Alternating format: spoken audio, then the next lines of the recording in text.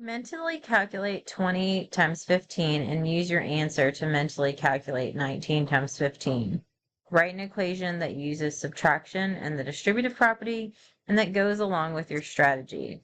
Without drawing all the detail, make a rough math drawing of an array that illustrates this calculation strategy.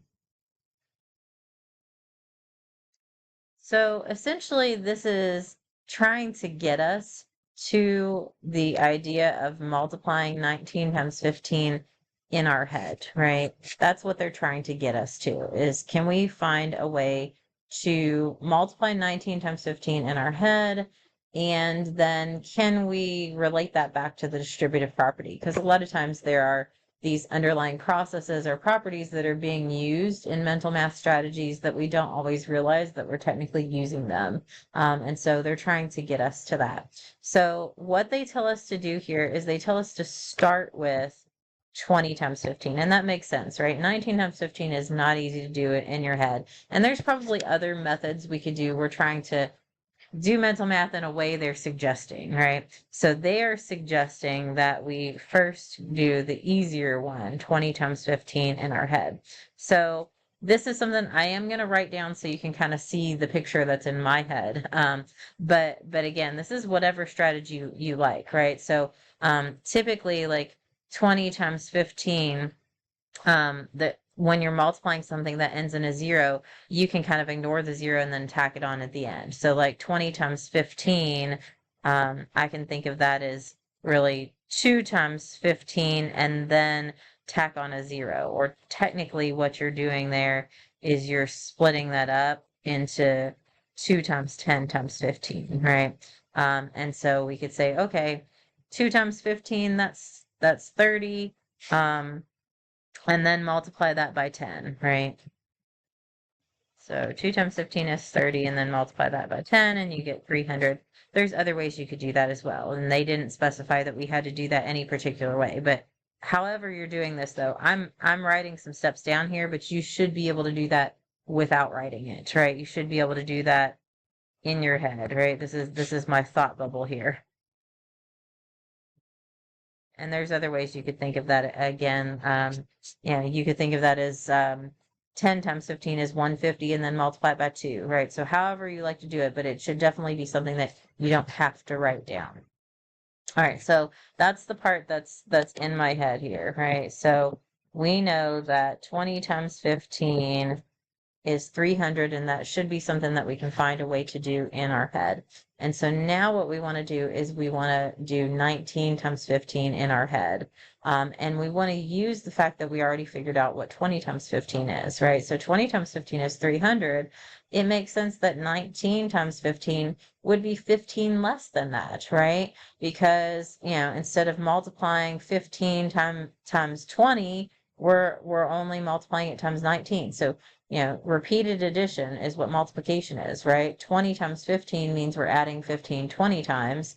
So that means 19 times 15 means we're adding 15 only 19 times, right? So that's one fewer 15. So I should just be able to take 300 and subtract 15 from that and get that, right? And so then I would come up with the fact that 19 times 15 is 285. But let's write that process down, right? Because that's a lot to digest in my head, or you to digest what's going on in my head without kind of showing you the picture that's in my head. So technically the process that's going on, and even though we wouldn't typically necessarily realize this, if I'm saying, 19 times 15 is 15 less than 20 times 15, what we're technically doing there is we're rewriting 19 times 15 and saying 19 is really 20 minus 1, right? That's technically what we are doing. And so then what you could do is use the distributive property, right? And multiply this. So we get 20 times 15 minus 1 times 15. We already know in our head that 20 times 15 is 300. And then 1 times 15 is 15. And so that's technically the process that's going on in the background, right? Again, I wouldn't have to show that to do that. This should be a process that I can do all of this in my head, right? 20 times 15 equals 300. I can do that in my head. Realize that 19 times 15 is 15 less than that, right? Because I'm adding 15 one fewer time, right? And so then I could just subtract 15 from 300 in my head and get 285. But technically, the distributive property is what's going on in the background, right? So splitting up 19 and rewriting 19 as 20 minus 1 is technically what we're doing when we do that process. All right, and then that's the equation part, right? And the distributive property part. The last thing they say here is just without drawing all the detail, make a rough math drawing of an array that illustrates this calculation strategy, right? So we started with 20 times 15. I could take that 20 times 15 and easily make an array. I'm not going to actually draw like 20 rows and then 15 objects in each row. This says rough, right? So rough math drawing means this is going to be, a rough array. And it's going to have, if it had 20 rows and 15 objects in each row, even though I'm not going to draw all these individual objects, the idea is that there would be 20 going this way and 15 going this way, right?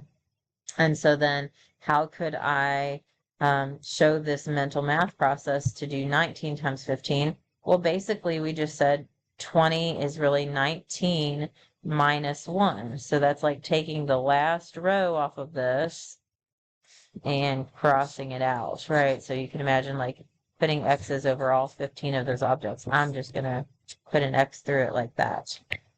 But that's the idea, right? Is now let's take that one row and subtract it off.